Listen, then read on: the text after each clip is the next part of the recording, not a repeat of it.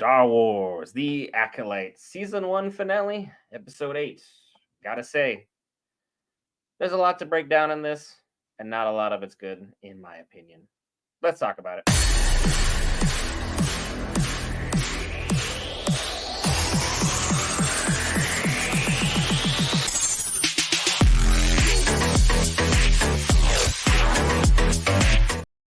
All right, guys, Brent here back with Geek Ferrets, cover all things Marvel, DC, Lord of the Rings, anime, gaming, Star Wars, and more. This time, The Acolyte Season 1 finale, Soulless Show. Tell me your thoughts on this episode. This thing was all over the place. It was a convoluted mess. All right. Characters are wishy-washy. They don't know what they want to do. Not just Osha and May. So that Soul trying to figure out what he wants to do. For Nestra being vague and of course just trying to focus on getting what she wants. You got a bunch of Jedi who just don't know what's going on. They just blindly following orders. And I got a tracker sniffing otter that I have no idea why you're even here at this point. Like, I'm so over this show, and I don't know what they're gonna do as far as a season two, if they're gonna do a season two, but I definitely don't think it should happen. I think we should move on to something else at this point. Yeah, as far as I'm concerned, they had the big reveal, and if you haven't watched the episode, go back and watch it because we're going to talk about spoilers in depth here. They had Darth Blade disappear. He looked immaculate. They did a fantastic job of making that character come to life. If there was a live action version of that character, I would want him to look like that. That was on point. That was on the money. However, I would not trust that character or that part of the IP with Leslie Headland if my life depended on it. There is no amount of money in the world you can throw at me right now to get me to change my mind on that.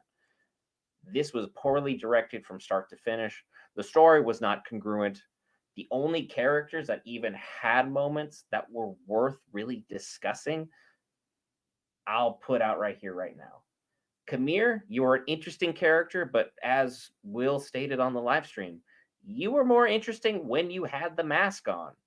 Once it got taken off, things just kind of be a smoke show. And correct me if I'm wrong, everyone who's in the comment section at this moment in time, having a director tell you to make sure your arms are sexy for a show is weird.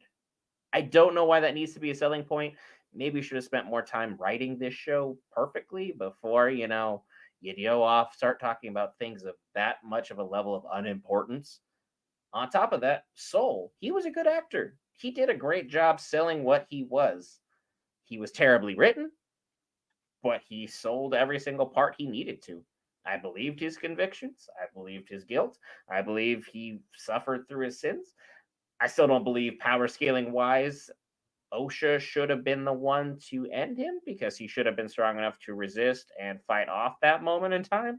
But hey, that's where we're at with things. Soul ultimately paid the price. So either way, Kamir's plan came to fruition, and the four Jedi that were a part of this great cover up, they're gone. RIP. Move on to the next one. And then on top of that, I think Mother Anastasia was a fantastic character. She stands directly against canon, though, because of what she did. But when she was on screen, she had presence, she had aura, she had charisma. It made you interested in the show. Everything other than that, really couldn't care just one iota about. We had a kung fu beaver. We had a droid that's only level of importance was for picking locks and peeing on people.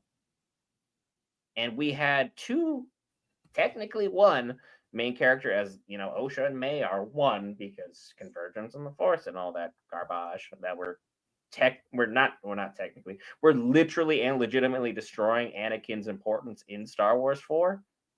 We're wish-washy at best.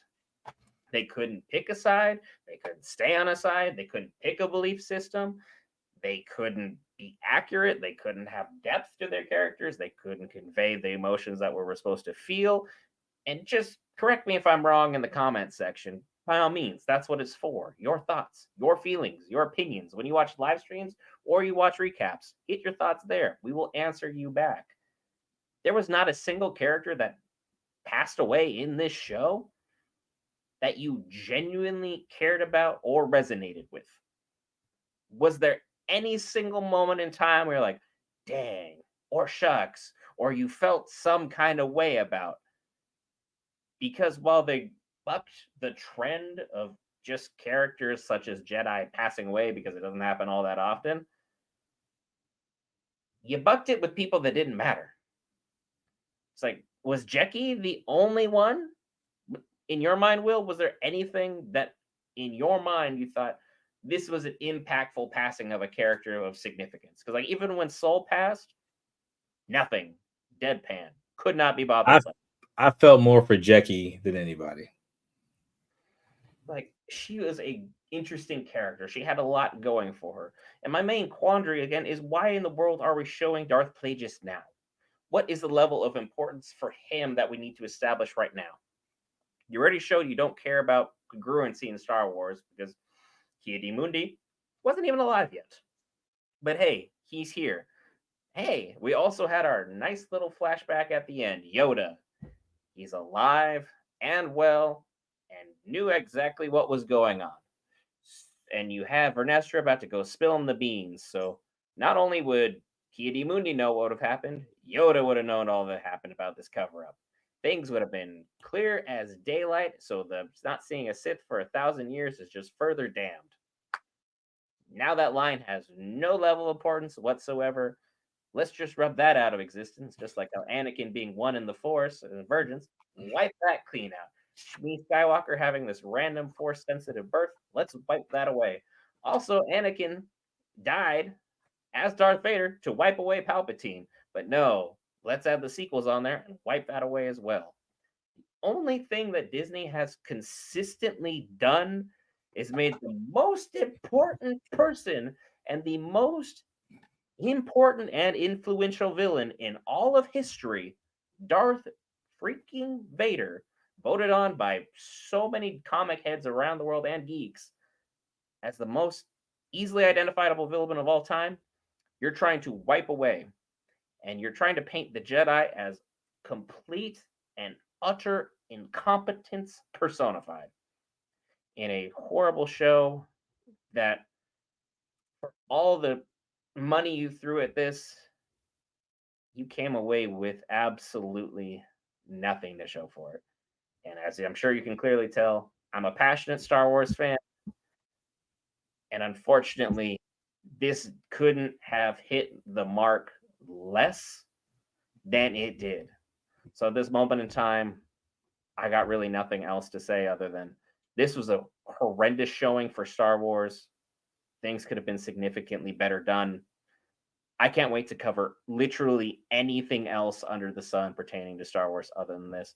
Looking forward to Andor Season 2 and Star Wars Skeleton Crew with Jude Law, both potentially coming this fall.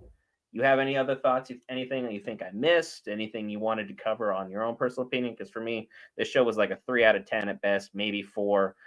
I'm sorry Soul was in this. He did a great job acting. Same with Mother Anastasia. Kamir was interesting for a time. Other than that, shoulder shrug. Yeah, no, I mean, I think you hit the nail on the head. The lightsaber battle was really cool. Love to see it. But again, characters weren't there. The story was there. It just didn't make a lot of sense. Them two being one and the same and not twins does nothing. It's like, okay, well, how did we get here? What was the point of all this? Like, what was the point of even making this revelation if we're not going to even dive into it any deeper? Like, Osha's going to go train. May is arrested and being, locked up right now with the Jedi. Whatever happened to Coral? So that she disappeared in episode 3, right? And took off, whatever. Where's she at? We got no idea of what's going to happen next as far as the character is concerned, and no idea how Osha and May are going to coexist in the future. Like this, they're going this way, they're going this way. We'll see what happens if they cross again. So yeah, this show does not need the season 2 at this point. Like it needs an overhaul, and whatever they do next for Star Wars properties outside of the stuff that's already scheduled, they need to make sure they think long and hard about who's doing it, how they're doing it, and the continuity behind it. Because again, everyone who signed off on this, like, I'm annoyed. Like, I don't know what was in your head or what you were thinking or what your bigger play is, but you better start coming with it to explain, because the rest of these Star Wars fans are going to be like, if I'm upset and I'm not a Star Wars fan, like like the hardcore ones, like been watching this since they were kids, there is so much more that's going to come your way. Like some people are going to start ripping this apart. I mean, they already have, but this is the finale. There's going to be a lot of, right. And please, everybody, be civil about it. Don't do nothing stupid. Don't make any stupid comments and stuff or anything like that. Voice your opinions, and let's see if they're able to bring something back, for Star Wars at some point in time that actually makes sense. That's all I Yeah, got for because this one. like everyone can disagree with me all they want. They can disagree with us all they want. That's totally fine. That's what an opinion is. These are what our thoughts are on the show. I just don't see what you see, and maybe if you saw it differently, your comment could shed some light in something that we have missed. But at this time, I don't even want to spend another second discussing anything pertaining to the show. Be sure to hit that lovely red subscribe button, bottom right corner logo, or the red subscription box below. Remember, we have a 1,000 subscriber giveaway coming up for you, the viewer, here shortly. Once we hit that mark, we'll have more details for a few potential lucky winners of a few goodies. We'll talk about those in more detail once we get them. We'll see you tomorrow night for The Boys Season 4 finale. Excited would be an understatement. See you then.